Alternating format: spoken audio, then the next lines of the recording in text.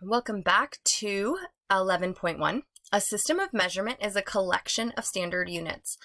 In the US, we use two systems. We use the US customary system, and we use the metric system, or the SI system. Let's start by talking about the US customary system. So on the next slide are some standard units that are commonly used. So let's first just clarify the difference here because this one can be a little bit confusing. Ounce is a unit of weight and fluid ounce is a unit of capacity or volume. So that can be a little bit confusing. And then sometimes we think like, hey, definitions are standard. Math is stationary. No, it doesn't change, it's stagnant, but that's not true. These definitions of units have changed over time. And as technology and science progresses, we can become more and more precise. So the inch was actually defined as the width of a thumb. So just think about that. Look at your own thumb and just think like, how can that be a standard unit? Everybody has a different thumb. 3 barleycorns. So because these vary, these are not very precise, but today we define the inch as exactly 2.54 centimeters. So take your time here studying this, making sense of it. Certainly doesn't need to be memorized, but the idea here is that we've got our unit, we've got our abbreviation, and then some relationships between the units. And the same thing as over here, we've got our units, our abbreviation, and then the relationship. Oops. Okay, so take your time here, and then go ahead and try these 2 U-tries. Press play when you're ready to see the solution, and use that chart to help you as much as possible. And there we go. So now let's talk about the metric system. And this was first used in France around the time of the French Revolution. And there was a focus on rational thought. Scientists wanted to organize things. So the metric system was a natural outcome of that desire. It's efficient, it's organized, and it's really compatible with decimal system for writing. As we saw with that ruler, saying 2.1 is nice and easy. So the other nice thing about the metric system is the names of the units are really uniform. So we start with a base unit, meter, gram, liter, and then we add a prefix. And all the prefixes mean the same thing, and they indicate the relationship to the base unit. So if we have a kilo, that means 1,000. So if we can put that prefix kilo in front of meter, and then it's 1,000 meters. We can put the kilo in front of gram, and then it's 1,000 grams. So that's a wonderful thing about the metric system, is because it's got that clear relationship between the prefix and the base unit. So here are some metric system prefixes.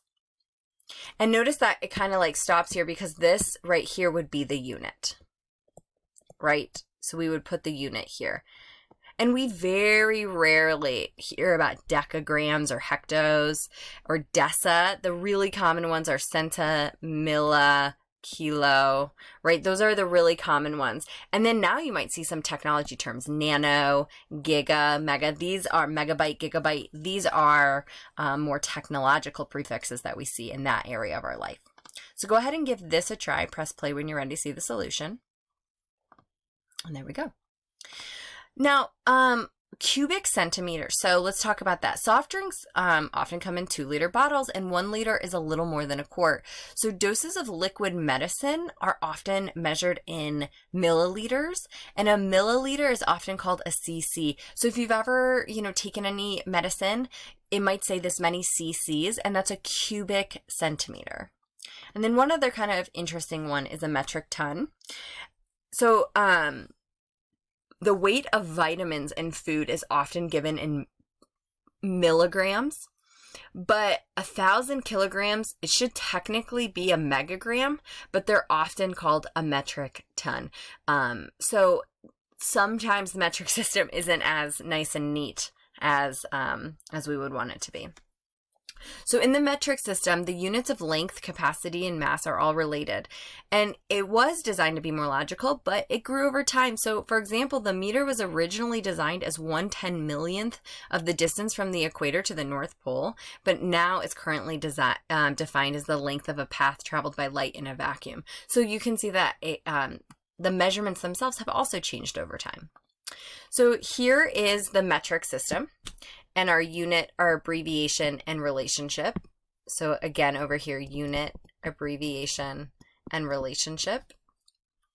And then just a little bit of relationship among the capacity, mass, and length.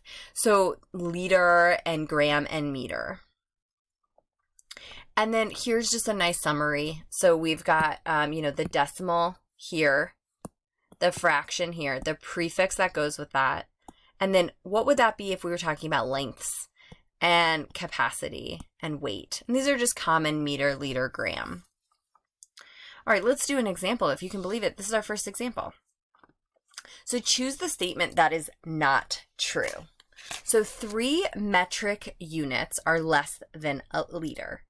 They are deca, hecto, and kilo. Well, I don't know about deca and hecto off the top of my head, but I know that a kilo is 1,000, and that is not less than a liter. So I don't think that this one is true, but I'm going to keep going just to double check. So milli, centa, and deci, I know that these are smaller. These are definitely smaller. And I know when I think about deci, right, kind of makes me think of dime. When I think of centa, 100 cents in a dollar. And then milli is 1,000. Well, this is definitely true. So I know that that's definitely true. A gram is about the weight of a raisin. That is true. Gram is our smallest, is our kind of standard measurement there. And then 1 milliliter is equal to 1 cubic centimeter. And I do remember that we were just talking about medicine, and so that I know that that one is true. So it is A.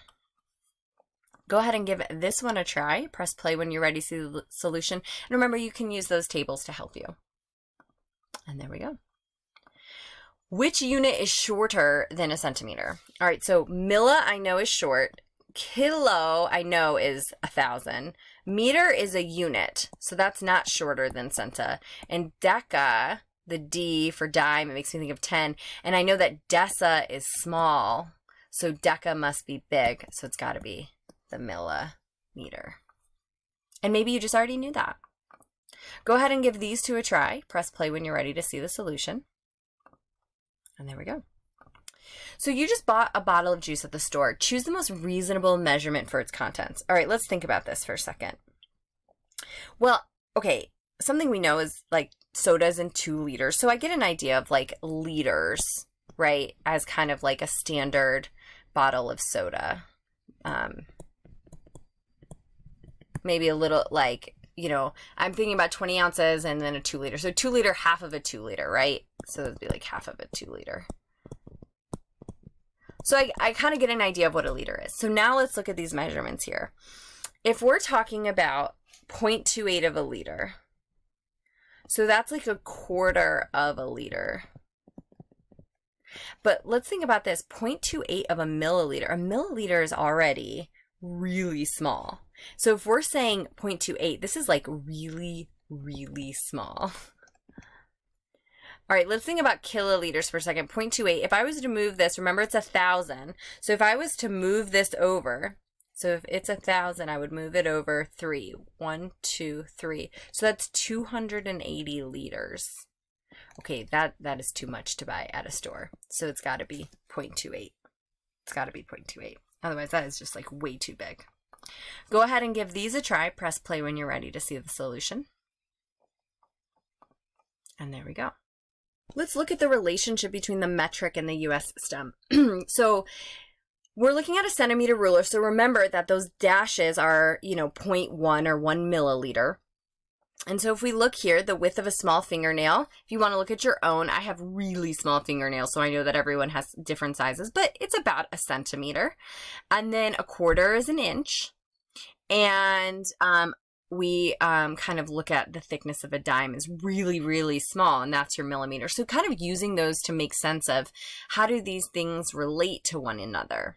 A meter is about 1 yard and 3 inches. A kilometer is 0.6 miles. And if you think about it, those races are all in kilometers. We often use these kind of relationships between the two. And this is a nice chart to kind of summarize those relationships.